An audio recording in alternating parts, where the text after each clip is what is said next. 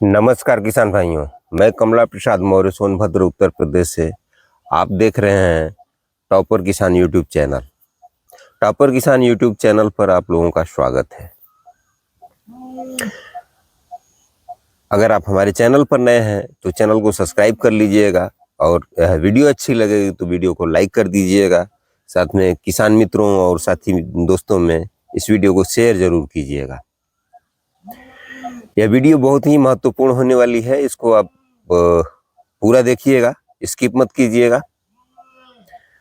क्योंकि ये जो सीजन चल रहा है मार्च का महीना है और अब आपको योजना बनानी होगी कि आगे आने वाली कौन सी फसल लगाई जाए जिससे कि हमारा अगली फसल जो है प्रभावित न हो और बीच में हम उससे मुनाफा ले पाए।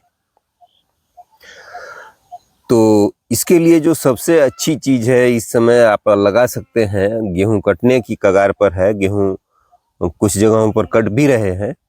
उन खेतों में कटाई हो जाए उसमें तुरंत आप लगाइए भिंडी। अगर आपके पास लेबर उपलब्ध हो, अगर आपके पास प्रतिदिन समय देने की क्षमता हो तो भिंडी की खेती कीजिएगा, क्योंकि इसकी हार्वेस्टिंग प्रतिदिन की अवस्था में की जाती है। अगर आप तीसरे दिन तोड़ने का प्रयास करेंगे तो फसल जो आप मंडी में ले जाएंगे उसका रेट अच्छा नहीं मिलता है, और प्रतिदिन के हिसाब से अगर तोड़कर आप ले जाते हैं तो बेहतर होता है, क्योंकि ताजा माल का रेट अलग होता है मंडियों में। तो अगर आप चाहें, जैसे सुबह में कहीं कहीं मंडी 10 बजे की होती है तो 8 बजे की होती है, तो ऐसी जगहों पर आप सुबह तुड़ाई कर लें, वरना जहां रात की मंडी होती है वहां शाम को ही तुड़ाई करके तुरंत मंडी भेज दें।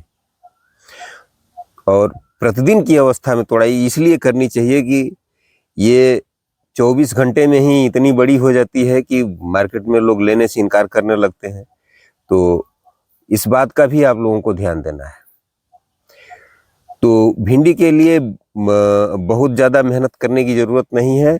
मेहनत तब शुरू होती है जब आप इसकी हार्वेस्टिंग शुरू हो जाती है, तब गजब की मेहनत करनी पड़ती है और नियत समय पर इसका काम करना ही पड़ेगा। अगर आप तुड़ाई नहीं करते हैं समय से तो आपका बहुत बड़ा नुकसान हो जाता है। तो गेहूं कटने के तुरंत बाद पहले खेत को खूब अच्छी तरह से जुताई कर दीजिए, और जुताई करने के बाद कम से कम 3 टाली गोबर की सड़ी खाद 1 एकड़ खेत में मिला करके और उसकी जुताई करवा दीजिए। उसके बाद किसी भी प्रकार का कोई भी उर्वरक शुरुआत में बेसल में देने की जरूरत नहीं है। आप पहले भिंडी की बुआई कर दीजिए। बीज से बीज की दूरी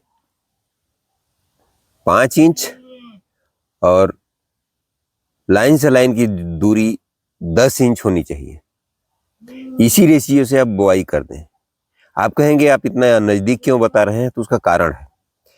कारण यह है कि जब तक कोई बीमारी आएगी, जब तक कोई समस्या आएगी, तो शुरुआत में जितने पौधे अधिक रहते हैं उतना ही ज्यादा फ्रूटिंग आपको मिलती है। तो अगर एक भिंडी से आप 50 तुड़ाई भी ले लेते हैं, 40 तुड़ाई भी ले लेते हैं, 2 महीने भी आप तुड़ाई हार्वेस्टिंग ले लेते हैं, तो आप फायदे में रहेंगे। तो 1 एकड़ से कम 3 कुंटल तक की हार्वेस्टिंग पर डे आप ले सकते हैं, 2 से 3 कुंटल तक। और 3 कुंटल की हार्वेस्टिंग जब आप लेते हैं तो उससे आपको लाभ होता है। प्रतिदिन तोड़ना है किसान भाइयों, ध्यान दीजिएगा। जब आप तीसरे दिन तोड़ते हैं तो साइज बड़ी हो जाती है और व्यापारी लेने से मना करता है या हिचकिचाता है। तो बुआई कर देनी है। बुआई कर देने के बाद नमी पर्याप्त होना चाहिए, ये ध्यान दीजिएगा। भिंडी जम जाती है तो जमने के बाद इस पर मेथोएट नामक की दवा का छिड़काव आप कर देंगे, जिससे कि प्रारंभिक रूप से जो कीड़े लगते हैं वो न लगे। और उसके बाद फिर जब कुछ दिन और गुजर जाए, करीब 10 दिन बाद, तो फिर एक बार स्प्रे करना होता है। तो दवा बदल करके फिर इमिडाक्लोरोपिड वगैरह कोई भी दवा ले लीजिए, या इस तरह से जो भी कीटनाशक दवा है, जो थ्रिप्स और माइट, इन सब फल मक्खी जो व्हाइट फ्लाई है उसको भी रोकने के लिए, तो इन सब दवाओं का प्रयोग आप करिए। जब आपकी 15 से 20 दिन की फसल हो जाती है, तब आप उसमें NPK 12-32-16 1 बोरी प्रति एकड़ और सिंगल सुपर फास्फेट 2 बोरी प्रति एकड़ के हिसाब से, प्लस सल्फर 3 किलो प्रति एकड़ और जिंक 3 किलो प्रति एकड़, प्लस माइक्रोन्यूट्रिएंट 3 किलो प्रति एकड़, यह सब दे करके और इसकी गुड़ाई कर देते हैं। और दे करके जब गुड़ाई कर देते हैं और सिंचाई करते हैं, तब तक इसमें धीरे धीरे कलियां आने लगती हैं और 40 से 42 दिन होते होते इसमें से आपको फ्रूटिंग मिलने लगती है। और फिर प्रतिदिन के हिसाब से आपको तुड़ाई करना पड़ता है। जब आप तुड़ाई करेंगे तो ध्यान दीजिएगा कि हर हफ्ते इसमें कीटनाशक दवाओं का, फंजीसाइड दवाओं में कार्बेंडाजिम और मैंकोजेब साधारण दवाओं का आप छिड़काव कीजिए। और समय समय पर कम से कम 15-15 दिनों पर सल्फर का छिड़काव जरूर कीजिएगा। सल्फर का भी 2 ग्राम प्रति लीटर की मात्रा से लेकर के आप छिड़काव कीजिएगा। जब आप छिड़काव करेंगे तो सल्फर का बहुत ही पॉजिटिव रिजल्ट होता है। तो उसके बाद आपकी हार्वेस्टिंग लगातार 2 महीने तक नहीं रुकेगी।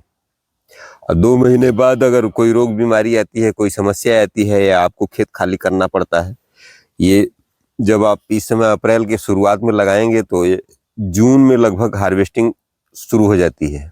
जून से पहले ही मई के लास्ट पखवाड़े में शुरू हो जाती है। जब शुरू हो जाती है तो उसको आप कितना दिन आप स्टैंड कर पाएंगे और कितने दिन आप रखना है खेत में। अगर आपको उसमें धान लगाना है, तब तक धान की नर्सरी आपकी तैयार होती रहती है और तब तक ये अर्निंग देती रहती है। और जब आप पूरी तरह से तोड़ाई कर लेते हैं और आपकी नर्सरी लगाने लायक हो जाती है और भिंडी का रेट नहीं रहता है, तब आप इसको समाप्त करके और धान की रोपाई कर सकते हैं। यदि अच्छा रेट मिल रहा है तो आप भिंडी को ही रहने दे सकते हैं और बाद में फिर दूसरी फसल लगा सकते हैं। उसमें टमाटर लगा सकते हैं, आगे आने वाले समय में मिर्च लगा सकते हैं अगस्त में। तो इस तरह की आप फसलें कर सकते हैं। इसके बाद आप चाहें तो इस समय नेनुआ की खेती कर सकते हैं। नेनुआ का भी बहुत बेस्ट सीजन चल रहा है।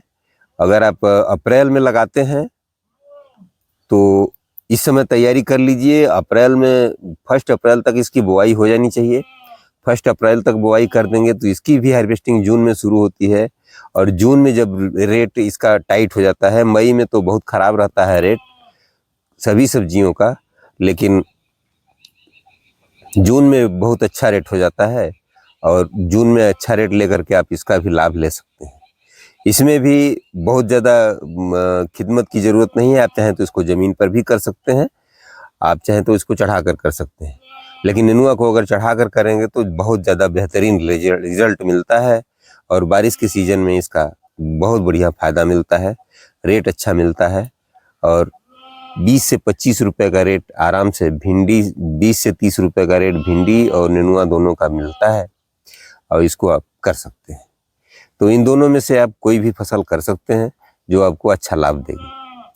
तो वीडियो लंबा हो रहा है तो हम आपसे एक बार फिर यही गुजारिश करेंगे कि आप हमारे चैनल पर अगर नए हैं तो चैनल को सब्सक्राइब कर लीजिए, वीडियो को लाइक कर दीजिएगा, इस वीडियो को दूसरे किसानों में शेयर भी कीजिएगा।